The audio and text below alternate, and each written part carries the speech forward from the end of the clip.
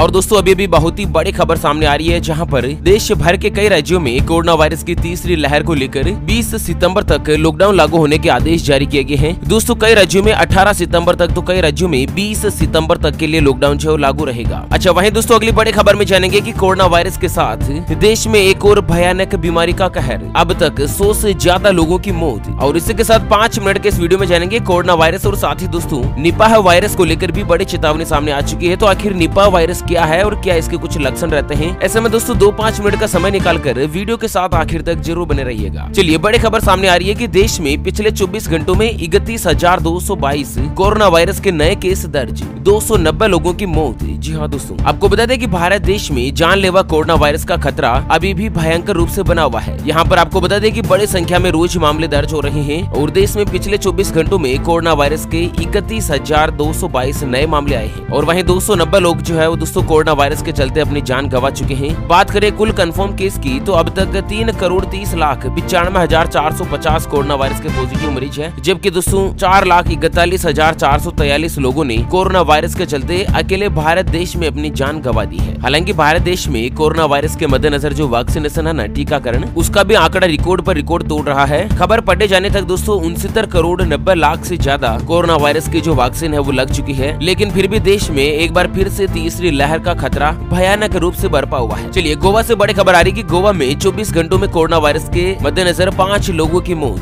13 सितंबर तक फिर से बढ़ाया कोरोना कर्फ्यू। तो दोस्तों गोवा में रविवार को कोरोना वायरस संक्रमण के 72 नए मामले दर्ज हुए थे और इस महामारी से एक दिन में 5 और मरीजों की मौत हो गई है। और उसके बाद गोवा सरकार ने कोरोना वायरस के कारण लागू कर्फ्यू को 13 सितंबर तक के लिए बढ़ा दिया गया है। अच्छा एक और राज्य से बड़ी खबर सामने आ रही है कि इस राज्य में 18 सितंबर तक बढ़ाया लॉकडाउन, बढ़ रहे हैं कोरोना के केस। तो दोस्तों मिजोरम सरकार ने आइजोल नगर निगम यानी कि एमएससी क्षेत्र में आंशिक लॉकडाउन और राज्य के अन्य हिस्सों में कोविड संबंधी कुछ पाबंदियों को 18 सितंबर तक के लिए बढ़ा दिया है। और साथ ही दोस्तों इन क्षेत्रों में शैक्षणिक संस्थानों को फिर से खोलने की अनुमति नहीं दी गई है, जबकि राज्य के अन्य हिस्सों में कोविड मुक्त इलाकों में स्कूल और कॉलेज खोले जा रहे हैं। अच्छा चंडीगढ़ से बड़ी खबर है हरियाणा से कि दोस्तों 20 सितंबर तक लॉकडाउन बढ़ा, विश्वविद्यालय और कॉलेज में ऑनलाइन ही चलेगी पढ़ाई। तो दोस्तों सरकार ने महामारी अलर्ट सुरक्षित हरियाणा के तहत 20 सितंबर तक लॉकडाउन जो बढ़ा दिया है। बंदिशों में कुछ राहत दी है, लेकिन विश्वविद्यालय और कॉलेज में विद्यार्थियों के लिए अभी कक्षाएं शुरू नहीं होगी। 15 अक्टूबर तक ऑनलाइन पढ़ाई जारी रखी जाएगी और इसके बाद कक्षाएं शुरू करने पर फैसला लिया जाएगा। हरियाणा राज्य के जो कार्यकारी परिषद के चेयरमैन और मुख्य सचिव है, उन्होंने दोस्तों एक बार फिर से 20 सितंबर सुबह 5 बजे तक के लिए लॉकडाउन लागू करने का आदेश जारी किया है। अच्छा इस बार सबसे ज्यादा जो कोरोना वायरस के केस है वो दोस्तों केरल से देखे जा रहे हैं। कोरोना केस हर रोज 25,000 के पार। केरल सरकार ने नाइट कर्फ्यू और बढ़ाया लॉकडाउन। तो दोस्तों केरल में कोरोना की वजह से लगाया गया नाइट कर्फ्यू और रविवार का जो लॉकडाउन है तुरंत हटा दिया है और यहाँ पर राज्य में कोरोना के 25,772 नए मामले सामने आए हैं। तो एक बार फिर से सरकार आदेश जारी कर सकती है कि जो लॉकडाउन के प्रतिबंध वापस लिए है ना वो फिर से लागू हो सकते हैं। चलिए अगली जो बड़ी खबर आ रही है कि कोरोना वायरस के साथ देश में डेंगू का डबल अटैक जारी, अब तक 100 से ज्यादा लोगों की मौत। तो आखिर में दोस्तों ये डेंगू नामक बीमारी क्या है और उसके बाद जानेंगे कि निपाह वायरस का भी एक बड़ा खतरा सामने आ रहा है। एक 12 साल के बच्चे की मौत की खबर आ रही है और उसके संपर्क में आए 10 से 12 बच्चों में भी लक्षण उभर कर सामने आए हैं। इसमें सरकार की चिंता बढ़ चुकी है। दोनों ही बीमारियों के कुछ लक्षणों के बारे में डिस्कस करते हैं, लेकिन उससे पहले दोस्तों हमेशा की तरह एक नजर डाल लेते हैं आज के माइंड क्विज यानी कि गिवे वाले सवाल की तरफ।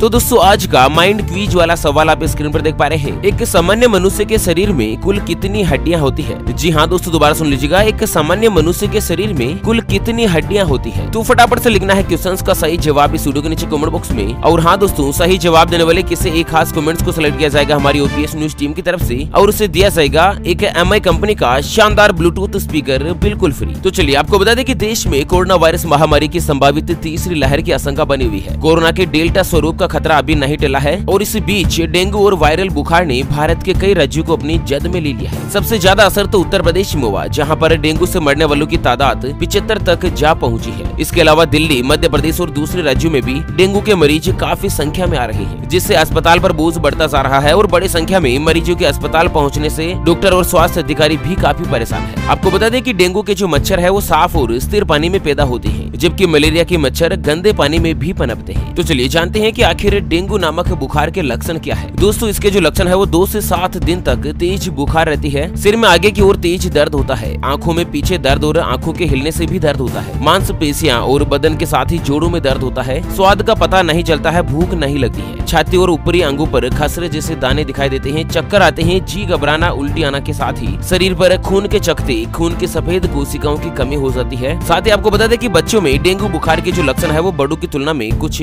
हल्के होते हैं। ऐसे में अगर आपको भी इन सभी में से कोई भी लक्षण नजर आता है आपके परिवार में किसी भी मेंबर को, तो तुरंत दोस्तों स्वास्थ्य विभाग में हॉस्पिटल में संपर्क करें, क्योंकि अभी भयानक रूप से डेंगू का जो बुखार है वो चल रहा है। चलिए महाराष्ट्र से अगली खबर आ रही कि महाराष्ट्र में कोरोना को लेकर सरकार हुई सतर्क। मुंबई की मेयर बोली आ गई कोरोना की तीसरी लहर। जी हाँ दोस्तों, कोरोना की तीसरी लहर में देश भर में तबाही मचने के बाद अब सरकार संभावित तीसरी लहर से निपटने की तैयारी कर रही है। केरल में पिछले कुछ दिनों से कोरोना के मामलों में काफी ज्यादा उछाल आया है, जिसके बाद राज्य सरकार को विभिन्न प्रकार की पाबंदियां भी लागू करनी पड़ी। वहीं अब महाराष्ट्र में भी संभावित तीसरी लहर को लेकर सतर्कता जाहिर हो चुकी है। मतलब मुंबई की मेयर का कहना है कि महाराष्ट्र में कोरोना की तीसरी लहर आ चुकी है। जल्द ही आपदा प्रबंधन की एक बैठक की जाएगी और उस बैठक में कुछ बड़े और महत्वपूर्ण फैसले लिए जा सकते हैं। चलिए अगली जो बड़े खबर जानते हैं दोस्तों, अंतिम खबर। कोरोना के बाद केरल में निपाह वायरस से मचा हड़कंप, 12 साल के बच्चे की मौत। आखिर जानते हैं कि किस तरह से फैलता है निपाह वायरस का संक्रमण। दोस्तों कोरोना महामारी की दूसरी और तीसरी लहर से पूरी तरीके से जूझ रहे केरल में अब एक और नया वायरस सामने आया है, जिसके बाद से